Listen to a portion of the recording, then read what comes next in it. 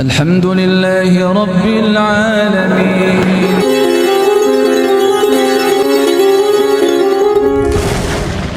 Dan kalau hadis ini kemudian ditafsirkan salah atau disarah dengan makna yang salah, kelak suami tidak akan dimintai pertanggungjawaban, misalnya tidak akan ditanya di yaumil akhir tentang kenapa kau memukul istri, ya ini salah, salah.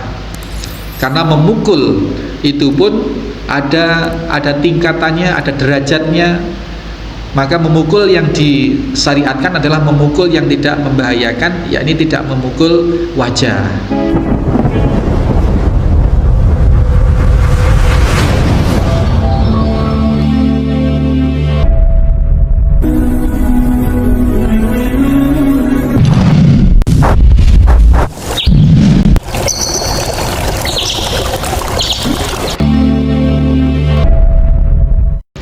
Bismillahirrahmanirrahim. Assalamualaikum warahmatullahi wabarakatuh.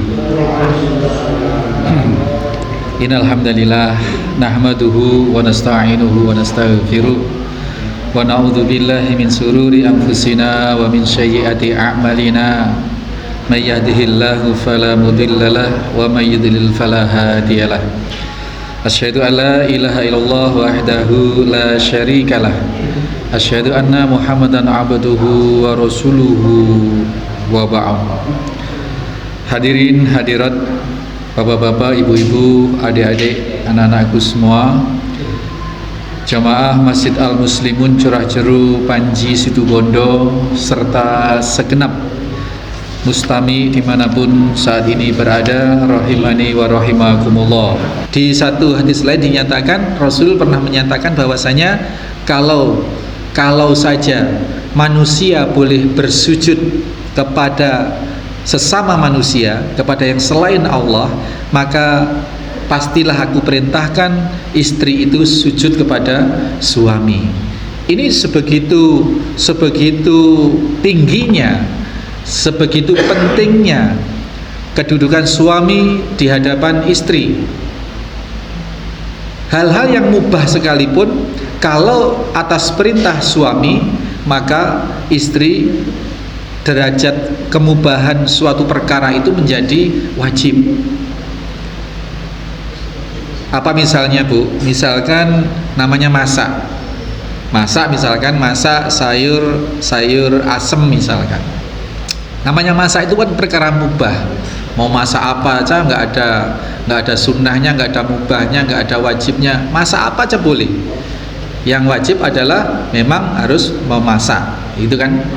Nah, tetapi ketika kemudian suami meminta untuk bikin sayur asem. Nah, hukum dari sayur asem itu tadi mubah, sayur asem, sayur lodeh, sayur apa, tadi mubah-mubah saja. Tapi ketika ada perintah dari suami, mi atau bu, ayo bikin sayur apa tadi, asem. Ini sudah jadi wajib kedudukannya. Ini hal yang mubah, sesuatu yang sunnah, ya, sesuatu yang sunnah sekalipun bisa digugurkan dengan apa? Bisa digugurkan dengan kewajiban mentaati suami. Misalnya ini puasa Senin Kemis ibu-ibu, atau puasa Daud. Nah, kebetulan kemudian pas Daud itu pas Kemis itu pas suami tidak kerja atau sedang libur, maka sedang di rumah. Nah, suami ada di rumah. Kebiasaan ibu itu kalau hari Senin atau Kamis itu puasa. Nah, suaminya menginginkan istri ini tidak puasa, maka perintah suami untuk tidak puasa karena harus melayani suami di hari itu, ya, karena suami ada di rumah. Maka hukum puasa Senin Kemis atau Daud yang tadinya sunnah muakkad sekalipun, ini bisa gugur demi mentaati kewajiban mentaati suami. Maka istri yang solihah tadi seperti itu gambarannya di Al-Quran di An-Nisa 34. Kalau dia pandai menjaga farji atau kemaluannya, kehormatannya secara umum, secara khusus ya kemaluannya, tidak selingkuh, itu istri yang solihah. Kemudian suami, ini bab yang berikutnya, ada beberapa tema dalam surat An-Nisa itu bahwasanya tentang suami mendidik istri. Nah, istri itu Bapak Ibu sekalian, kalau ada istri itu tidak solihah, itu tidak otomatis yang salah itu istri. Tidak otomatis, ibu sekalian, bapak sekalian. Jangan kemudian istrinya tidak solihah, nggak mau pakai kerudung, nggak mau sholat misalkan, itu langsung dituding memang istri nggak solihah. Suaminya bilang gitu, enggak. Itu tanggung jawabnya ada pada suami juga. Ada pada suami. Bagaimana mengkondisikan, mendidik istri, mengkondisikan. Apabila kalian mengkhawatirkan suami istrimu nusus itu adalah membangkang, Mbak. Membangkang dari ketaatan, dari taat kepada suami. Taat kepada suami yang mengajak taat kepada Allah Subhanahu wa ta'ala. Ma sholat, tidak mau sholat, malah tiktokan, Mbak. Misalkan seperti itu. Sekarang kan tren. Sholat nggak mau sholat, ya. Atau jawabannya, iya Pak, teklu. Nggih, ya. Ntar dulu, sampai asarnya sampai hampir maghrib. Jadilah sholat apa? Sarib. Sholat asar bareng sama maghrib. Ya meskipun nggak tiktokan lah Pak. Misalkan masih ngerjakan apa-apa, masih nyapu, masih ngerjakan apa, nyetrika, masih ini urusan rumah tangga, urusan keluarga. Itu urusan keluarga. Itu masih tergolong nusus kalau misalkan suami mengajak ketaatan kepada Allah dan dia membangkang. Ya, membangkang itu nusus. Nah, kalau kalian khawatir istri itu menjadi nusus, kemudian tidak solihah atau durhaka atau bermaksiat kepada Allah Subhanahu wa taala, maka suami wajib apa? Mendidik, menasehati. Tahapannya tadi menasehati yang pertama. Nuturi. Terus gak boleh Pak kalau angel dituturi terus emang angel itu wes angel mentuturani. Malah dinyanyikan itu. Angel mentuturani seperti itu. Enggak, ya harus dituturi Pak. Enggak boleh waleh-waleh, dituturi. Dalam hal yang sama ketika dituturi kemudian tetap berpotensi untuk membangkang, maka tadi pisah tempat tidur. Tidak tempat tidurnya pisah Pak. Kamar ya sudah, kalau nggak bisa dibilangi sampai tidur di kamar sana, saya tidur di kamar sini. Dan tidak dibenarkan serta-merta suami itu kemudian meninggalkan rumah, minggat atau puri atau apa begitu. Itu kecuali memang ada sesuatu yang sangat urgent sehingga suami harus meninggalkan rumah misalkan untuk sementara waktu. Tapi tuntunan di dalam Islam itu cukup pisah tempat tidur. Pisah tempat tidur sebagai bentuk pengajaran kepada istri. Nah, kalau itu pun juga belum berefek, istri masih ada indikasi untuk membangkang kepada suami, kepada ketaatan, diajak bertaat kepada Allah, membangkang. Tetap Pak masih tiktokan, masih selfie di media sosial, tidak pakai kerudung misalkan, tetap seperti itu, maka tadi boleh dipukul. Tetapi memukulnya tidak memukul yang membahayakan, tidak boleh memukul wajah. Memukul untuk pendidikan. Memukul untuk pendidikan. Tetapi kalau istri sudah taat tadi, memang sudah ada itikat untuk taat, kemudian jangan menyusahkan. Janganlah kita ini mencari-cari alasan untuk tetap menghardik, memukul dan memojokkan istri. Itu. Nah, dari sinilah bentuk-bentuk kebijaksanaan Allah Subhanahu wa taala, di mana Allah itu innallaha kana aliyul.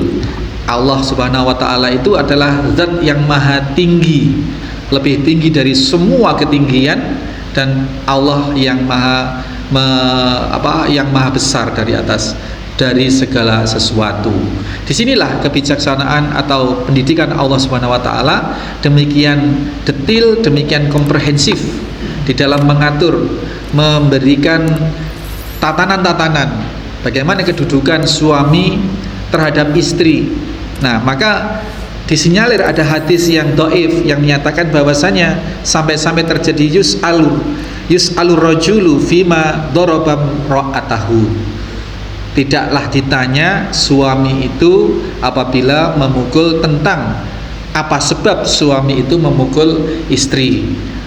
Nah, ini hadis dhaif, tetapi terkorelasi, terkoneksi bagaimana Islam itu menata.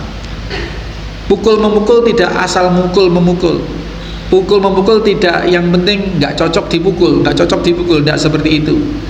Dan kalau hadis ini kemudian ditafsirkan salah atau disarah dengan makna yang salah, kelak suami tidak akan dimintai pertanggungjawaban, misalnya tidak akan ditanya di yaumil akhir tentang kenapa kau memukul istri, ya ini salah, salah. Karena memukul itu pun ada tingkatannya, ada derajatnya. Maka memukul yang disyariatkan adalah memukul yang tidak membahayakan, yakni tidak memukul wajah. Nabiullah Ayub alaihissalam pernah bernazar hendak memukul istrinya, gitu. Hendak memukul istrinya 100 kali. Nah, kemudian Nabiullah Ayub alaihissalam, seorang yang sangat bijak, seorang yang sangat alim begitu. Kemudian karena sudah nazar maka itu wajib. Nah, kemudian ini terkait dengan derajat pukul memukul tadi.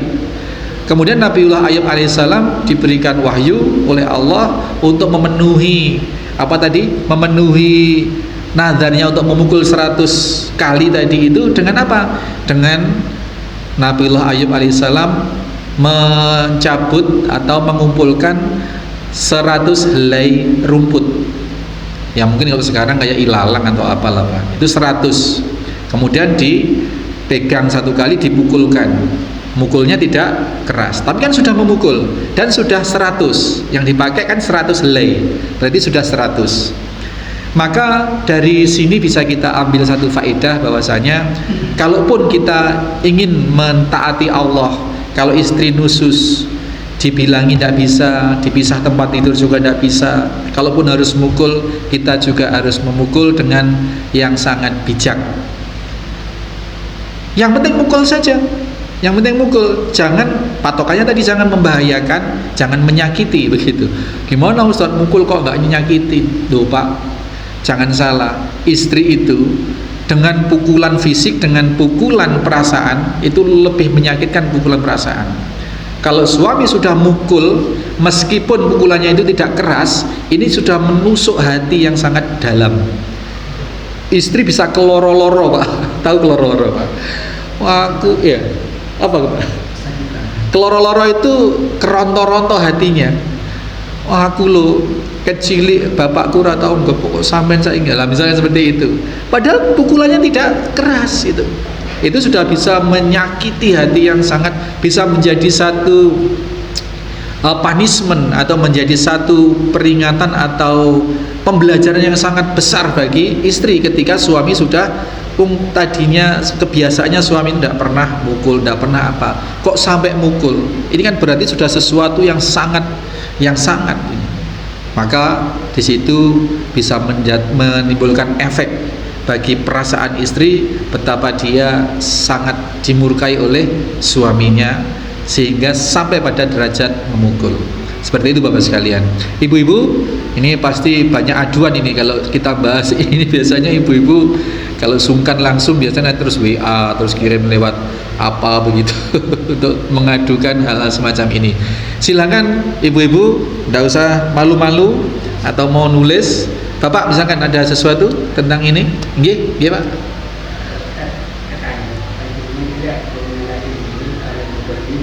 Nggih.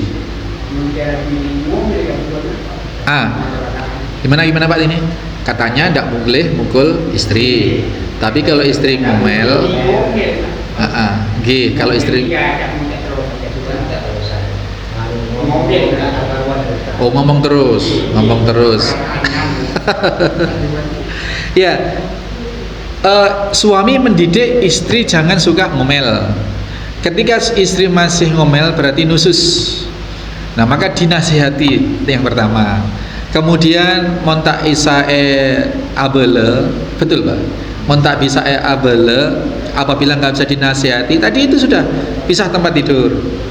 Kalau sudah pisah tempat tidur masih seperti itu, dipukul Pak. Tapi caranya mukulnya jangan ajar gitu, jangan Pak, dipukul. Sebentar, ini pisah tempat tidur ini kira-kira yang mendapat tekanan itu ibu apa bapak ini kira-kira kalau nggak tidur campur ini ya? Jangan-jangan malah bapak. Iya, tetapi apa maknanya? Bukan masalah yang tahan tidak tahan siapa, tetapi ketika suami sudah menjatuhkan satu hukuman sampai dipisah tempat tidurnya, sampai tidak mau tidur bareng, ini sudah menusuk perasaan istri Pak. Betul, ini sudah satu pengajaran yang besar. Jadi boleh dipukul Pak kalau seperti itu tadi ya, dipukul sebatas untuk memberikan pendidikan, tak boleh wajah yang dipukul. Udah Pak, ada Bu istri yang acaca gitu? Ada. Banyak. Insya Allah mudah-mudahan tidak seperti itu yang ada di Al-Muslimun dan teman-teman sekalian. Ada lagi Ibu mungkin? Itu berapa lama dari bisa tidur kemudian diwajibkan tadi dari surat An-Nisa Dipukul. ketika dia masih membangun dipukul. Pertanyaan saya, sampai berapa lama bisa tidur itu kemudian bisa melakukan, kalau masih tetap itu istri kemudian bisa memukul. Ya, kita bisa komparasikan dengan ini Pak, dengan larangan untuk tidak bicara. Itu suami istri itu maksimal 3 hari. Jadi ini bisa kita ambil satu pengkiasan untuk berpisah tempat tidur itu, kalaupun suami juga harus pergi dari rumah, itu maksimal 3 hari. Nah, 3 hari tidak ada perubahan, pukul tetapi pemukulannya yaitu tadi, bukan berarti pukul apa KDRT. Maksudnya KDRT. Insya Allah 3 hari. Ibu malu ya Bu? Kalau nggak ada, mudah-mudahan ini hadis yang terakhir sebagai pengantar sebagai jembatan kita untuk membahas surat An-Nisa 34 ini, bahwa hadis yang terakhir ini sengaja dicantumkan oleh Al-Imam An-Nawawi sebagai penutup bab muraqabah, bahwasanya tetap saja kalaupun kita harus memukul, kalaupun kita harus memarahi atau menasehati, memisah tempat tidur, tetap konteksnya adalah demi agar Allah memberikan jalan keluar. Dengan kita mentaati prosedur yang diberikan oleh Allah tadi, maka mudah-mudahan Allah memberikan jalan keluar atas perhara rumah tangga kita gitu. Kalaupun tidak, bagaimana Ustadz? Ya sudah, kalau tidak, kita bertawakal kepada Allah, kita tidak boleh bertindak lebih dari itu. Ya, kalaupun kemudian setelah istikharah, setelah ada orang konflik itu Pak, ada mediasi dari keluarga laki, dari keluarga perempuan, ya, kalau sudah tidak ada titik temu dan dihalalkan juga, tetapi ini jalan terakhir yang dibenci adalah berpisah, begitu. Kenapa kemudian kalau sudah tidak ada titik temu terus harus berpisah Ustaz? Tidak juga, tetapi bersabar atas kondisi itu. Seperti Asiyah, istri Fir'aun, tidak ada titik temu. Asiyah bertauhid, mengikuti syariat Nabi Musa untuk mengesahkan Allah Subhanahu wa taala. Fir'aun menganggap dirinya Tuhan. Tidak ada titik temu, tapi akhirnya cerai juga. Dengan jalan Asiyah dibunuh oleh Fir'aun. Itu cerai, tetapi jalannya tidak minta cerai. Karena minta cerai itu Bu, kalau tanpa alasan yang dibenarkan oleh syarak, wanita yang minta cerai tanpa alasan yang dibenarkan oleh syariat, maka wanita itu tidak akan mencium baunya surga. Ini hati-hati Bu. Makanya jangan dikit-dikit minta cerai, dikit-dikit minta cerai. Itu kalau talak itu diberikan hak pada perempuan, maka setahun pernikahan itu bisa cerai berpuluh-puluh kali. Itu ya. Dan juga Nabi Nuh alaihissalam itu juga beliau bersabar dengan istrinya yang durhaka, yang tidak mau taat pada suami. Apakah proses-proses itu sudah dilakukan? Pastinya sudah. Nabi Lut alaihissalam itu juga kurang apa? Seorang nabi dan rasul, Nabi Nuh alaihissalam. Toh istrinya juga sampai akhir hayatnya mereka nusus atau durhaka kepada suami, yang hakikatnya durhaka kepada Allah. Kita berdoa mudah-mudahan yang hadir di sini dan semua yang menyimak kajian ini diberikan kebaikan oleh Allah Subhanahu wa taala, kerukunan keluarga kita, keluarga besar kita, sehingga kita sebagai suami ringan pertanggungjawaban kita kelak di hadapan Allah terhadap istri yang kita pimpin, yang kita bimbing. Istri pun juga mendapatkan rahmat dari Allah sehingga mampu taat kepada suami di dunia dan mendapatkan surga kelak di akhirat bersama-sama. Amin Allahumma amin. Subhanallah wa bihamdika asyhadu an la ilaha illa anta astaghfiruka wa atubu ilaik.